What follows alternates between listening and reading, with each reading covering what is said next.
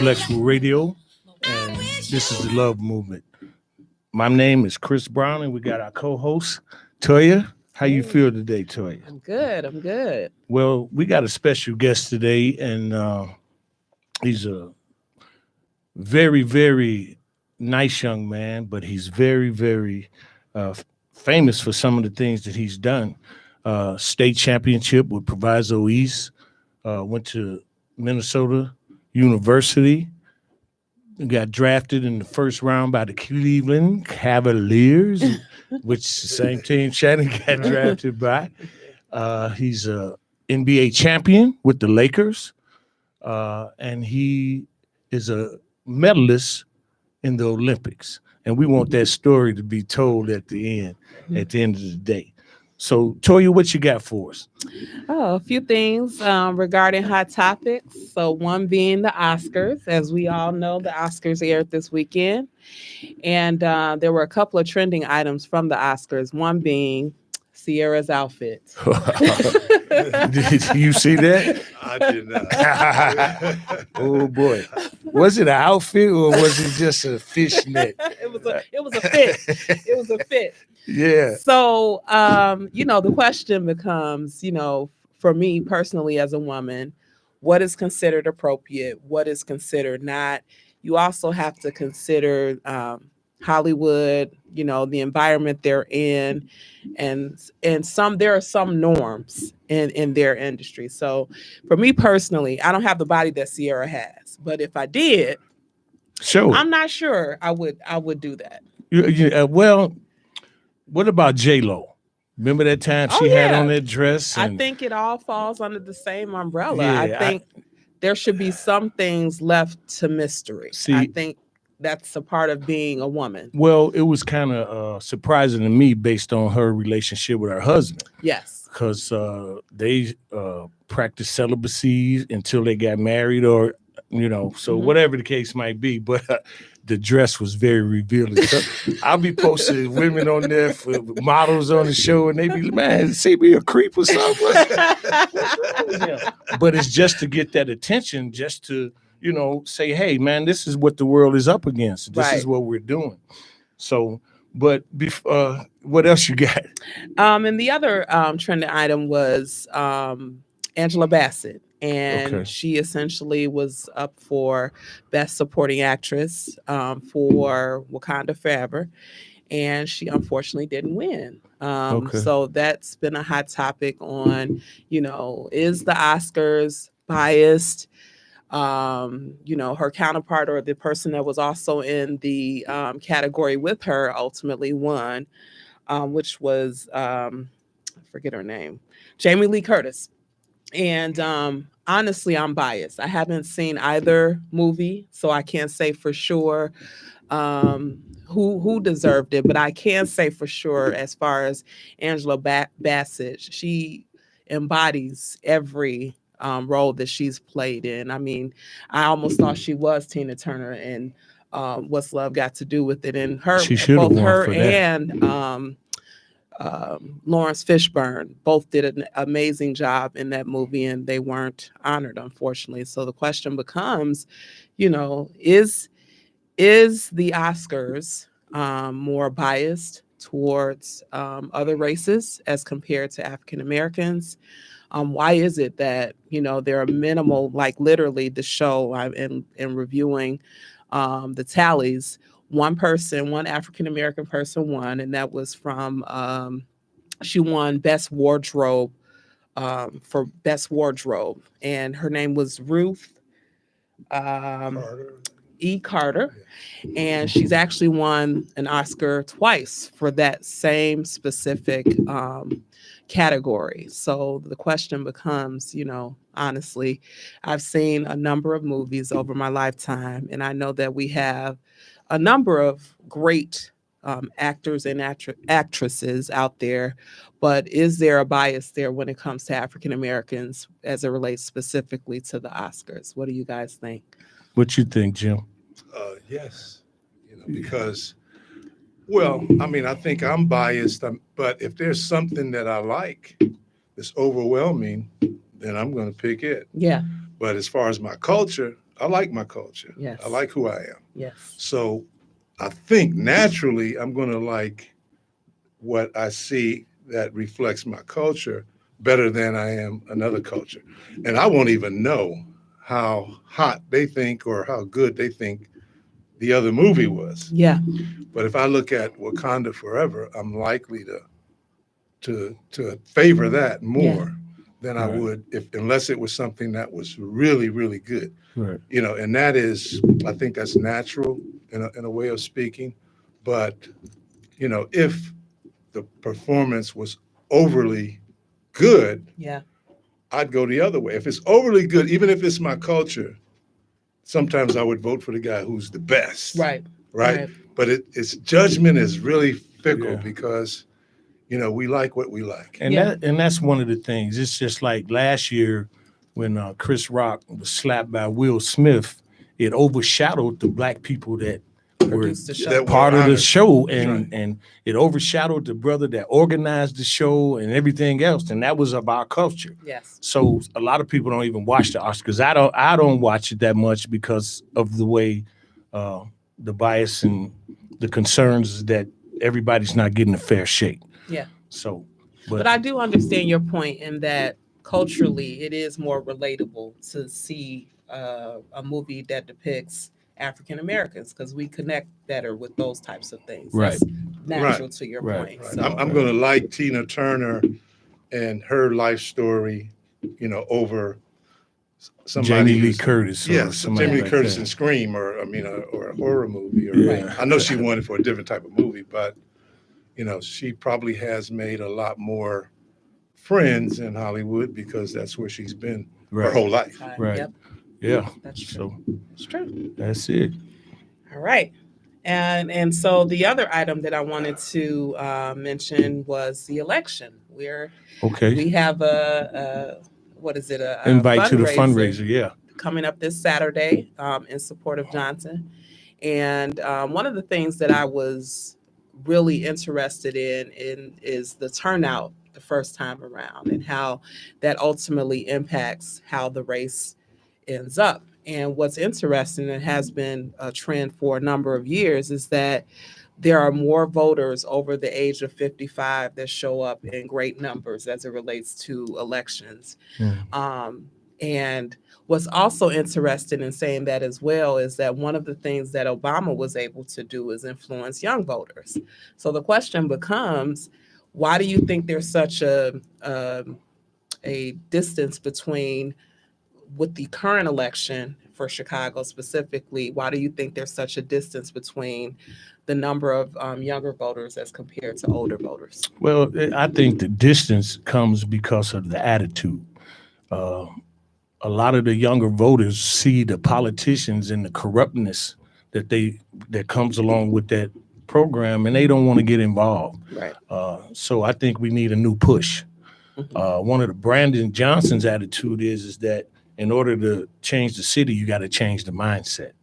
And I think that's very important, that change the mindset of the people, and we try to get these young voters to come in. This is what this women's group is doing for the fundraiser. They're trying to attract the younger voters. Yeah.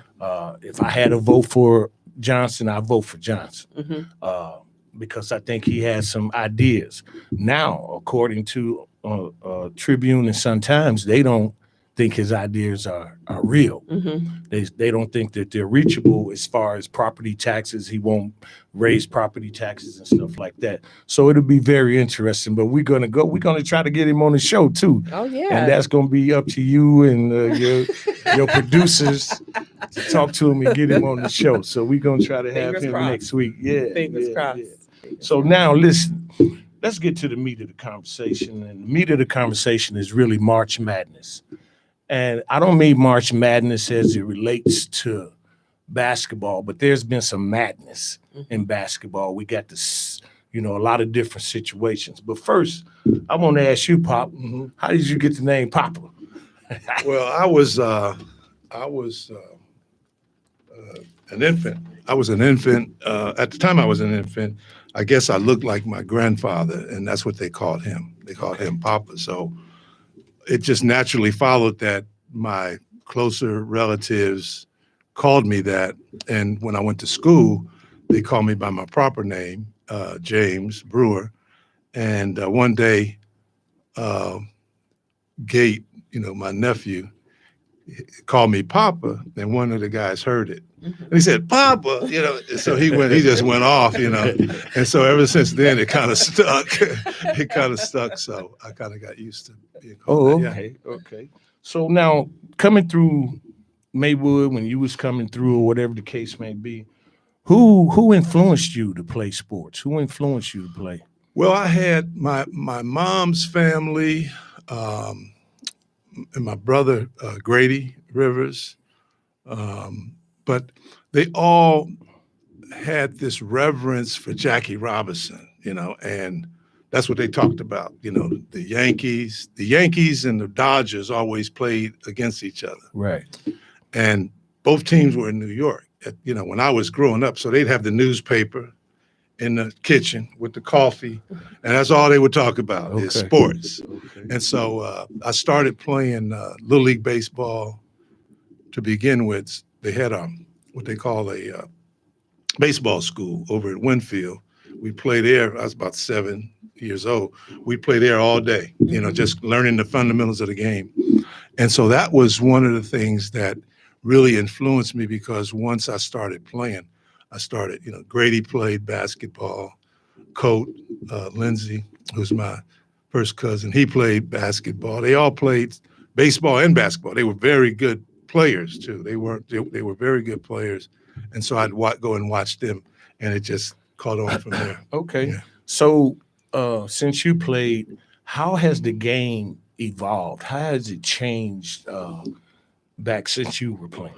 Well, since I played basketball, NBA basketball, let's take it that far, there were a few rule changes that sought to, not inhibit, but to enhance the scoring, and the skills of the game.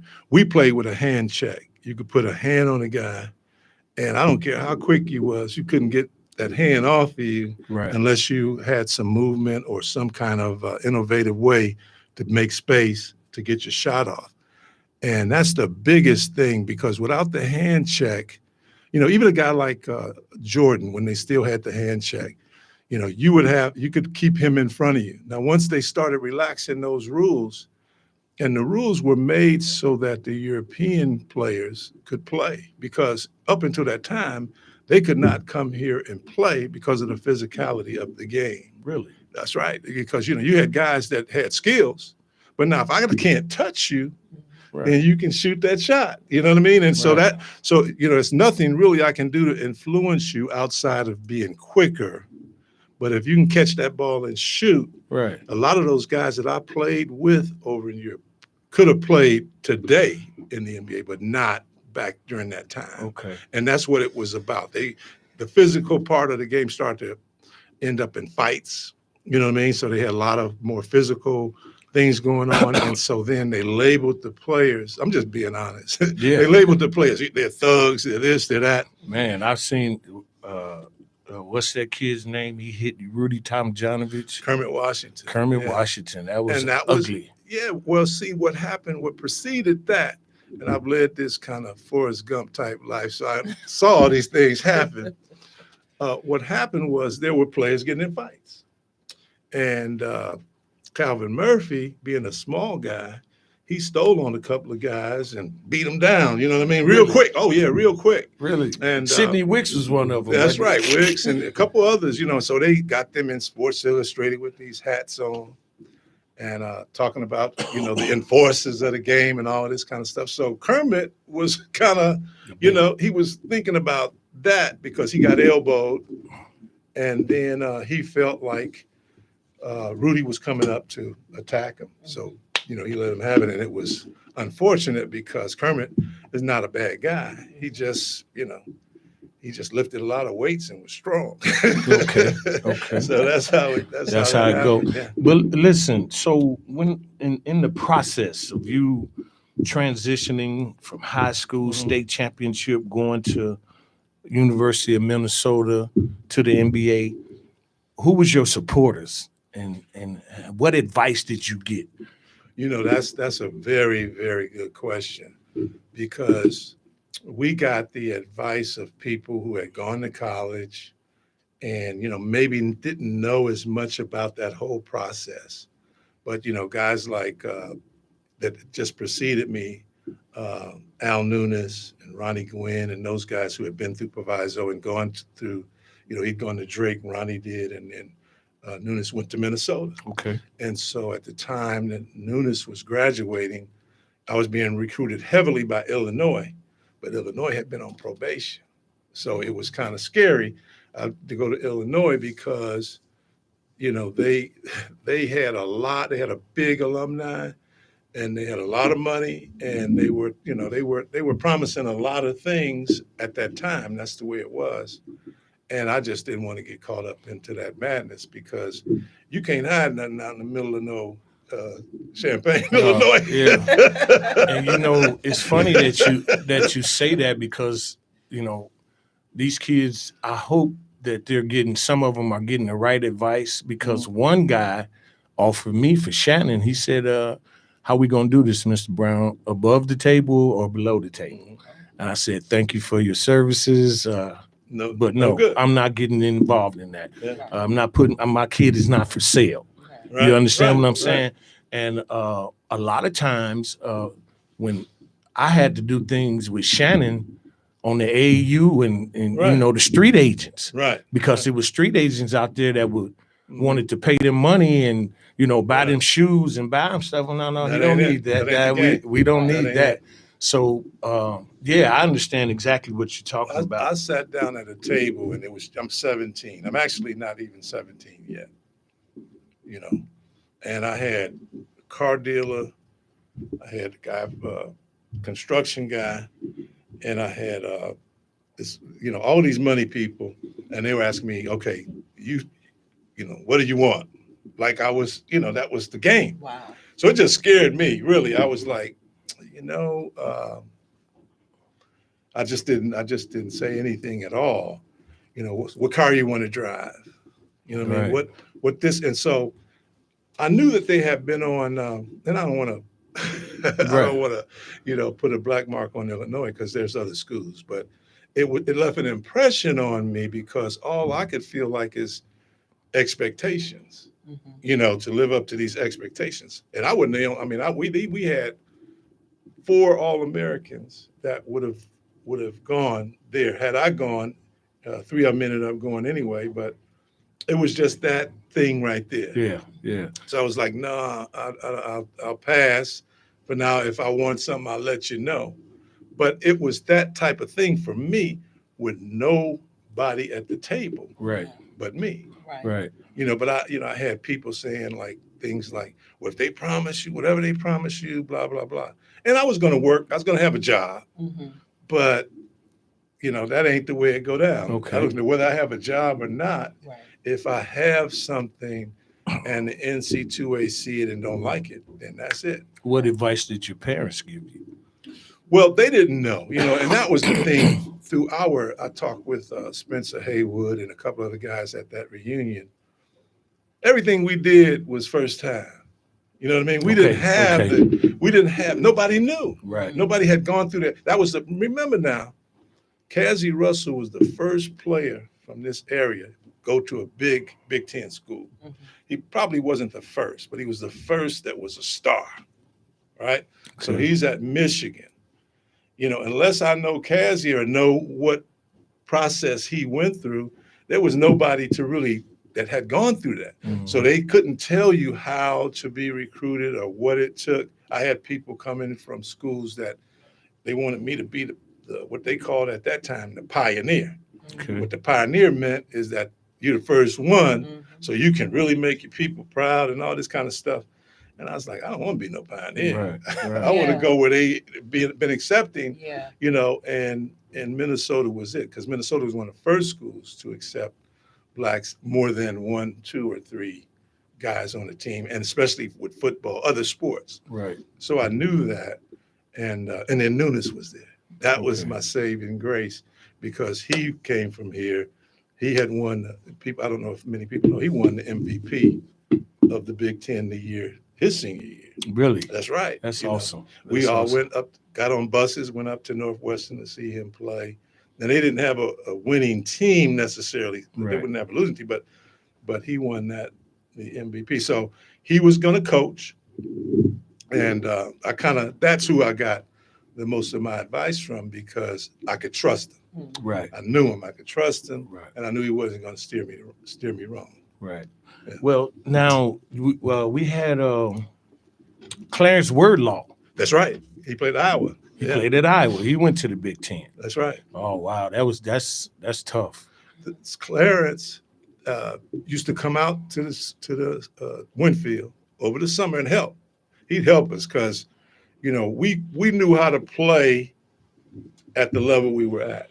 He had come back from Iowa. He could really use his body well. He came out. We played against, him throughout the summer, and he really helped me understand, because I was blocking everything, Right. blocking shots.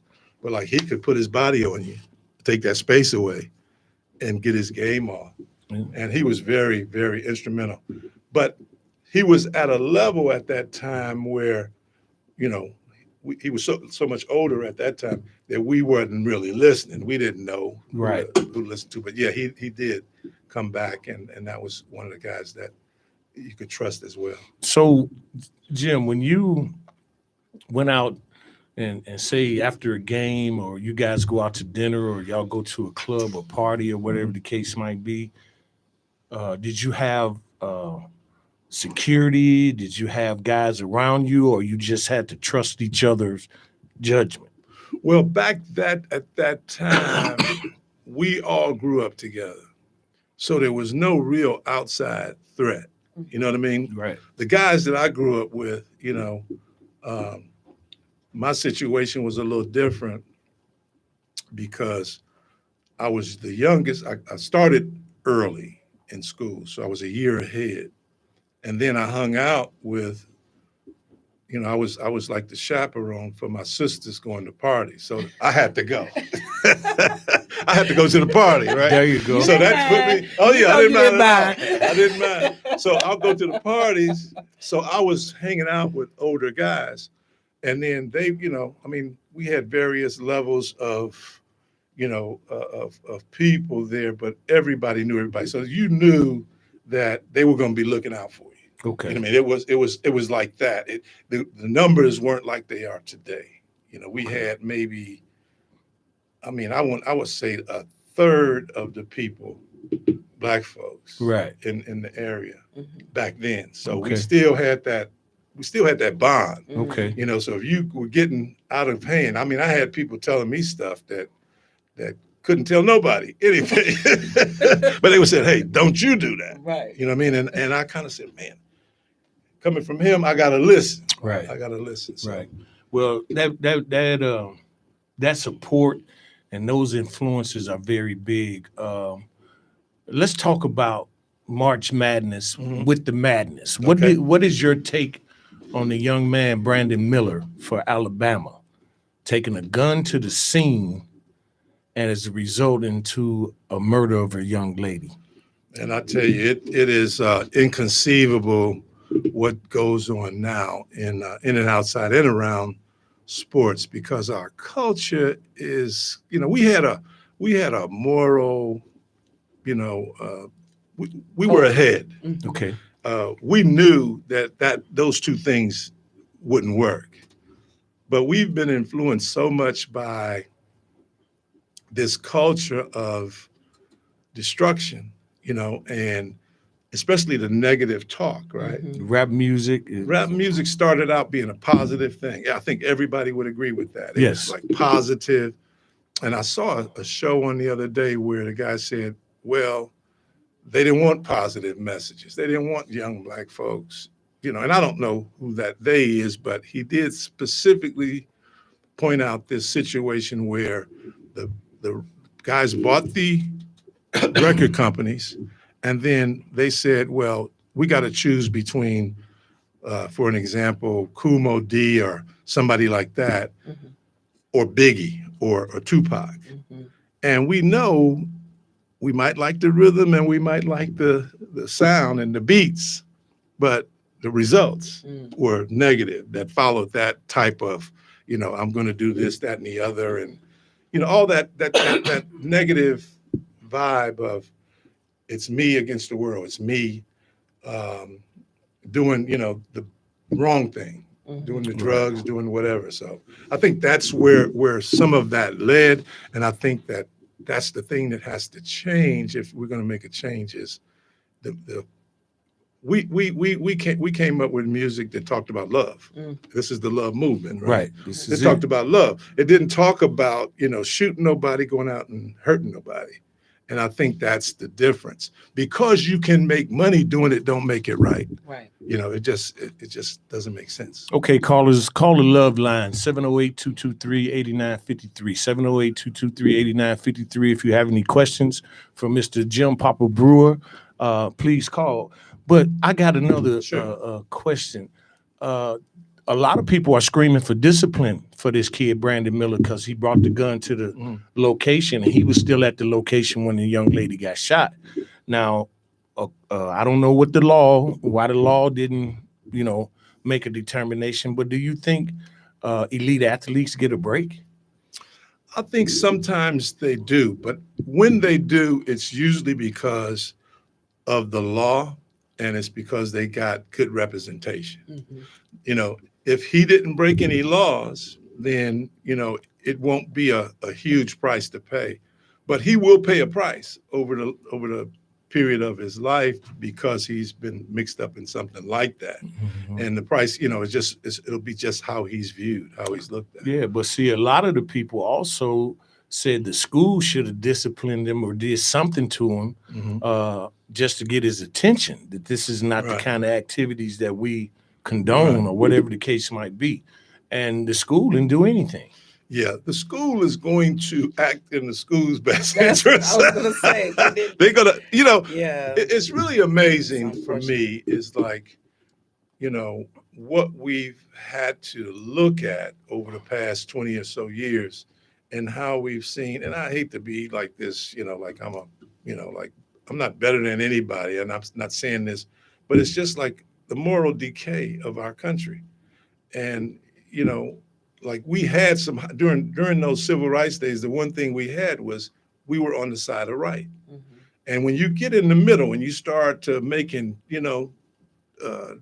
something is wrong, but you say you can justify things. If you start justifying things, that's when the stuff goes downhill. And I think that's what we're seeing. And wherever we can pick that up and be a good example, I think that athletes should do that. But that's not what's happening. Okay. And now let's take it a little step further. Give me your take on the Ja Morant situation. Yeah, I think he just got a little drunk on success. I think he got a little, I'm sorry. I think he started feeling that he was bigger than the game. And, he's got this talent. He's got this personality that goes out and gets what he, goes after what he wants. And I think he could use a better example from the people that are around him. His supporting people should be looking out for him and propping him up and telling him what's right, as opposed to, just signing off on anything that he does, because he's got that kind of talent.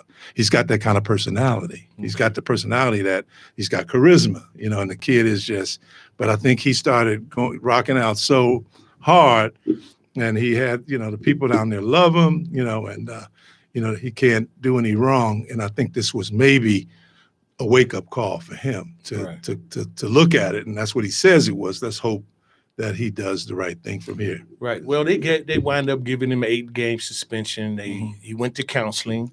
My question is it are they trying to program him, or is it a program that they're trying to put him in to make example out of him for others, like they did Kyrie? And I have another question. Sure. Today, I saw the interview that Jalen Rose did with him, and Jalen Rose asked him straight out, It was no in between, no whatever. What happened with the situation where your mother called you at the mall and he went to the mall? His answer was, I was checking on my mother's safety. Well, if you're checking on your mother's safety, my question is now, did his mother put him in a good situation? Right. Because you've threatened the security guard at the mall, the head of security. Right. So, well, we have our kids sometimes, especially coming out of different environments, they get called out, and to them it's like situation Personal. honor. It's like, am I gonna back down, or am I going to face the challenge? This guy just said something to me, and I'm who I am. And I think that's where counseling beforehand comes in, where you tell the guy, you got way more to lose than the average bear. That doesn't mean you don't defend your mom, but what it does mean is that you make sure that they don't put you, like you just said, in those types of situations, and they understand the game is bigger than you, and that they're not going to sacrifice the game for one guy. No. And see, by him being the face of the Memphis Grizzlies, and I must say this, man, that guy can play some basketball. That's right. And he's one of the greatest talents I've seen in a long time. But that league is giving away a lot of money. That's right. Steph Curry got $600 million from the Golden State Warriors. Yeah. This kid got the potential to make a lot more than that. I look at guys like LeBron James and Michael Jordan, how they revolutionized the NBA outside the court, right? Not just onside the court. I heard Magic Johnson say the other day, you could put everybody's gym shoe together and they still would now be Michael Jordans. And this is the potential that this kid has. And I hope he get the right people around him, get the right influences, and do the right thing. Now, what you think about Sean Kemp, though? Sean Kemp? Yeah, you hear about him? Okay, Sean Kemp allegedly had some items stolen from him, and he tracked his phone down to a car in the mall parking lot, and he shot at the guy.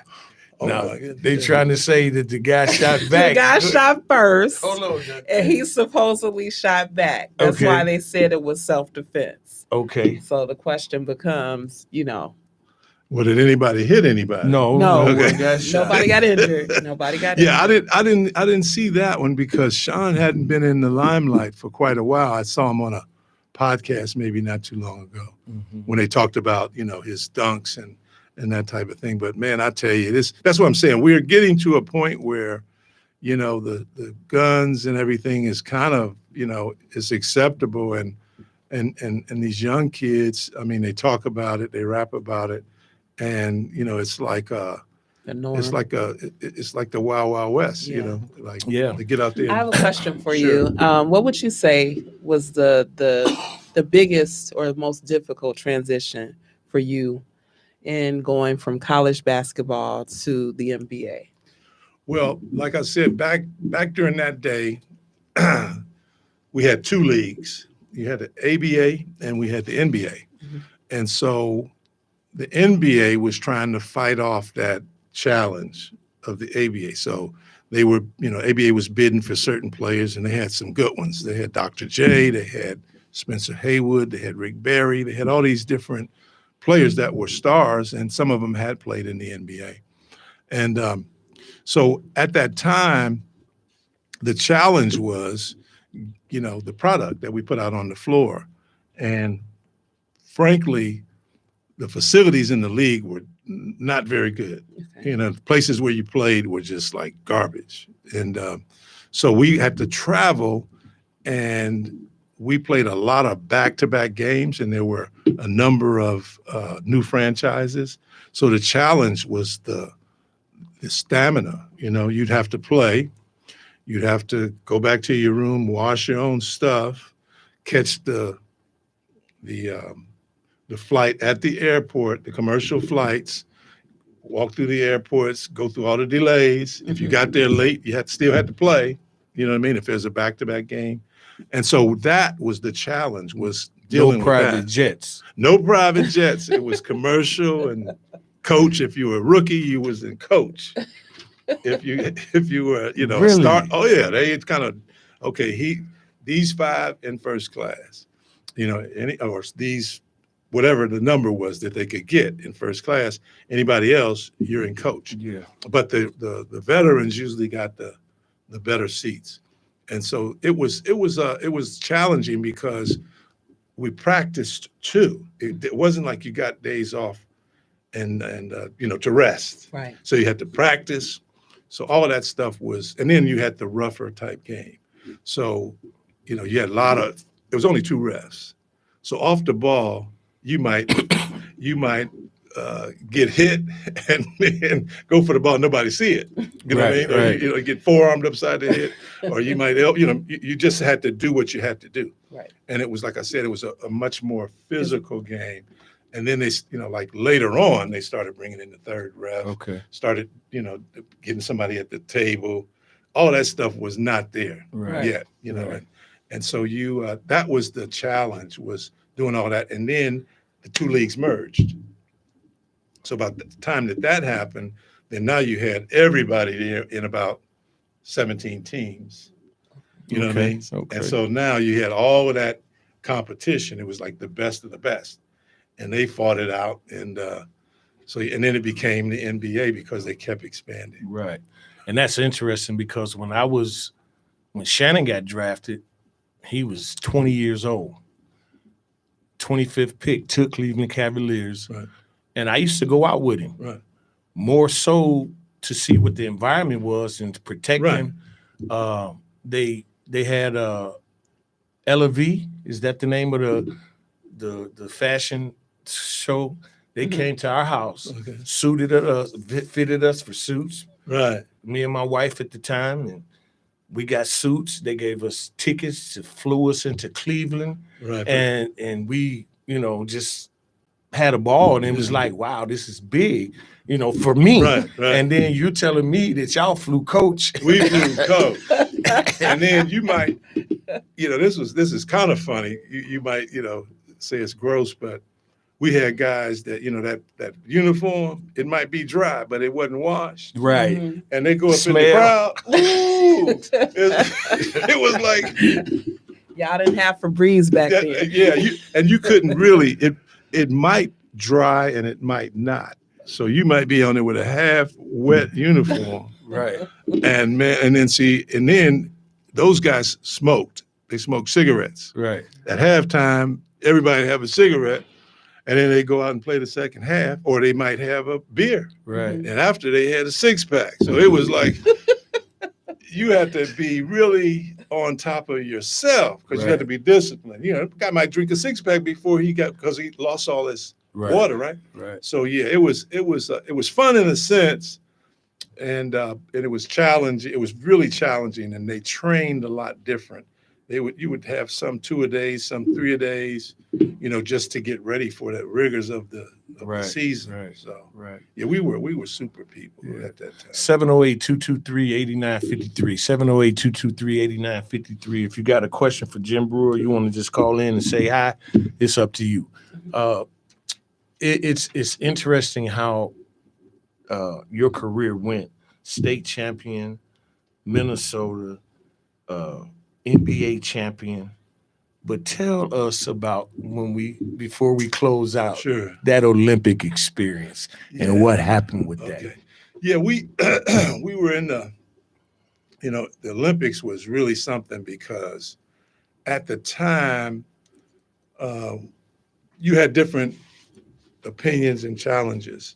One of the things that people kind of overlooked was John Wooden never got to coach the Olympic team.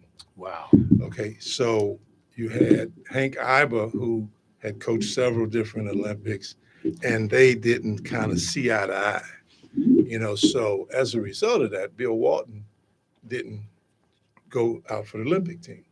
And none of the UCLA players ever went out for the Sidney Wicks. Yeah, they never. Marcus Johnson, none of them. They never went out for the Olympic team because of that.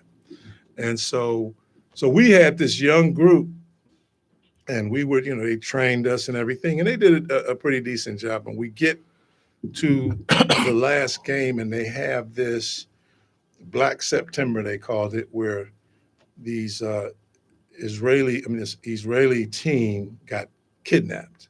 Really? Yeah, at the Olympic Games. Wow. Now you got to picture this. The Olympic Village was like the project, like a big housing project. Mhm. It was spread out a little bit, but it was like a housing project.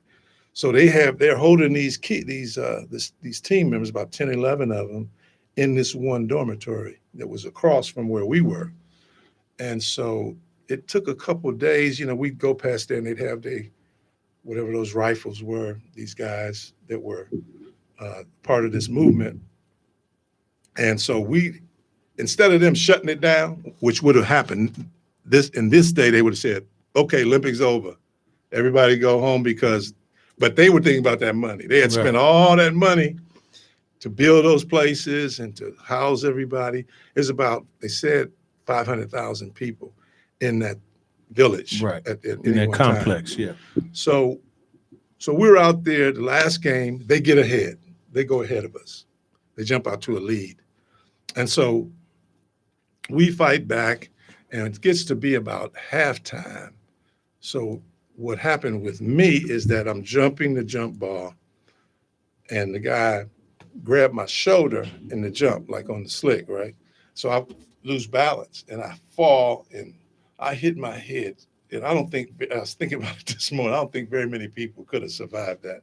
But I hit it hard, and it's just a wonder that, I'm blessed to be here. Mhm. So I get up, and, they give me, how many fingers and all this kind of stuff. And I keep playing, and I hit a jump shot, ironically, and then everything went blank. So I never experienced that before, where you just couldn't remember. My memory just went. And so the guy was asking me questions, and I was sitting up there going like, what happened? So they sat me on the bench and tried to explain to me, catch me up to what. In the meantime, we're coming back. And we come all the way back. We get a lead, right? And then there's some guy that had some clout in what they call FIBA. FIBA is the NC2A or the AAU of Europe. And Federal International Basketball Association. Right. So he interfered with the table, which should have been like never happened. So they put more time back on the clock because they had the ball with 3 seconds. They missed. Time ran out. We win. Right. So to go into it a little bit more deep is that at the time, the coach, to his credit, was saying, let's go, because the game is over.